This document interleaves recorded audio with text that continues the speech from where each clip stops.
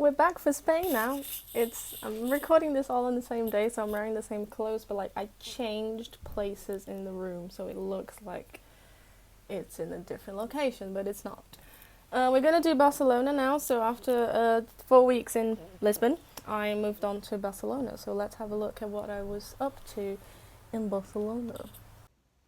Yeah, kids, so it's nearly 9 now, and I'm gonna try and go find something to eat. I've spoken to the other volunteers, and 2 of them do night shifts, and the other 2, which is me and another girl, we will do like the day stuff, which includes like cooking and cleaning. And yeah, so Barcelona didn't start off very well. I was again volunteering in Barcelona. It was like a much different vibe to Lisbon. And that goes to show how different hosts can be when you're doing this sort of like volunteer exchanges. It was a much bigger hostel. It was owned by like a very rich guy who had lots of properties in Barcelona. But the actual staff would run it like on a day-to-day basis, and they would manage the volunteers very badly, by the way, because they were very disorganized. They wouldn't send the schedule on time. I would sometimes be taken out of bed to go to work. And to top all of it, they would, like, maybe it was like my 3rd or 4th day there, they sat us down and they gave us like a massive lecture about how we spent too much time on our phones during our shift, and like we had to be more dedicated. And I'm like, you don't even do like your job to tell us when we have to work with like some notice. It wasn't even clear like what we had to do, like the tasks. I would sometimes make beds, I would sometimes do laundry, one day I had to make pancakes, which is not something it was in my sort of the job ad. I like when there's like different tasks in the volunteer like exchange. I like when it's varied, so it's not boring. However, it was done in a very disorganized way, in that you'd go to your shift and you're not sure what you're going to do that day, which is not very good. The only thing that was good about this hostel was the accommodation. We were 4 girls, and we'd be on the top floor, like 2 floors above the hostel. We had our own flat. I was sharing a room with another girl, and then we had our own flat that we had to take care of. So there was a lot of privacy, which is nice, but on the downside, we didn't have a lot of interaction with the guests, which is something I really like about a hostel. Like, I would always prefer to stay in like the normal guest accommodation and not like in a separate room or in a separate like flat for the volunteers. But that's personal preference. People like different things.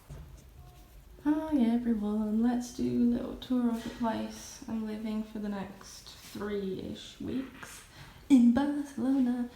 I don't know why I did that. It was a really posh hostel, so the free shelf was amazing. You'd always get like really good stuff in the free shelf. I lived off the free shelf in that hostel in a very long time, which, by the way, free shelves are life. Like, you need to get on them, guys. It saves you a lot of money. Not in this one I'm in now, for some reason. Yeah, I mean, actually, yeah, it depends. Some hostels have shit free shelves, others have great free shelves. Look at the joys of the free shelf. We've got brie cheese. If you're a meat eater, we've got something that tastes really nice probably, but I can't eat because it's dead animals. You've got pineapple juice, some used up sauce, that's fine. This is gold. Mango. But the food. Spain, we need to talk about your food because it's too good. And, well, Barcelona at least is very expensive, so I spent a bit of money on like eating out in Barcelona. I did find a couple of spots that were more, it wasn't cheap, it was like affordable. But oh my god, the pinchos, the churros, the tapas. Like I found this place near the hostel that sold like amazing tapas. The olives, the olives. I would live off olives, Spanish olives. I also miss going topless at the beach. Yes, definitely. Actually, this picture, I think I posted it. It was a picture I took that day. Not sure if it was that exact one, but I posted here on Instagram. And I was like, I'm gonna post this. I'm not gonna put any like hashtags or anything to see how long it takes for Instagram to take it down. And yeah, it took them about 24 hours. And you know, it's sad, isn't it, that just a couple of nipples will cause such a friction. Because they said it was like because some people would be offended by it. And I'm like, men can do it, like why can't we do it if it's not done in like a, it's not a sexual picture, is it? I'm not like, ooh, look at me boobs. I'm just like chilling in the sea and my boobs happen to be out. So it's, yeah, so for some reason, this was my first country in which like I didn't speak the language. I had been to Spain before, but I'd never been to Barcelona before. Didn't speak the language. It was a bit of different like vibe to Lisbon. So I got a bit adventurous, I think. There's a place in Barcelona called Mount Tibidabo, which is basically like an amusement park on top of a very big hill. Normal people get the train, but not me. So now I'm gonna enjoy the sunshine and take a little hike to Mount Tibidabo. Usually people just go get the train down to Barcelona. If they're already in Barcelona, they would just get the train. Because I'm already on the mountain, I'm going to walk like across the mountain to get to the other side, which is Tibidabo. I was like, an hour, I can fucking walk. Of course I can. Well, it turns out that honestly, it doesn't tell you what you're gonna find in your way, because I went through like these really dodgy neighborhoods, and also I had to walk about half an hour on a motorway with no pedestrian space. I'm getting closer.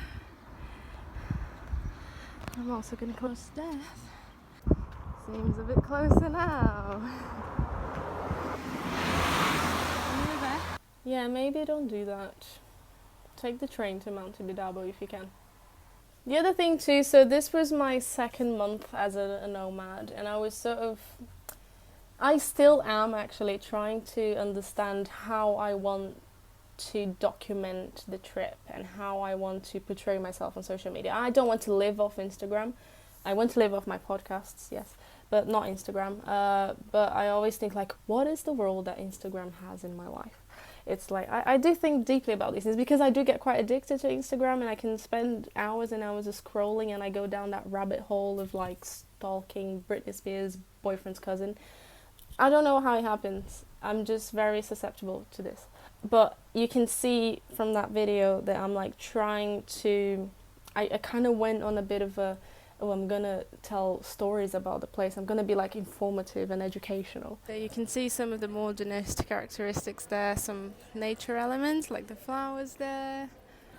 Got different materials, and I'm trying to find the Catalan tradition. And actually the stories that I did on the Sagrada Familia church is actually quite good. Quite informative. But definitely not something that I do these days. I will share stories that I like, but I don't really try and be like, ooh, let me tell you the story of this place. I'll leave that for other influencers. I just show you, footage of me eating food with Kelly's Whisper on the background.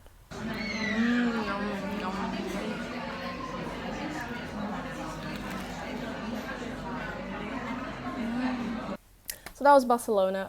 Not a very impressive experience in terms of the volunteer work that I did there, but it was good to have. It wasn't like horrible, right guys? It was like average.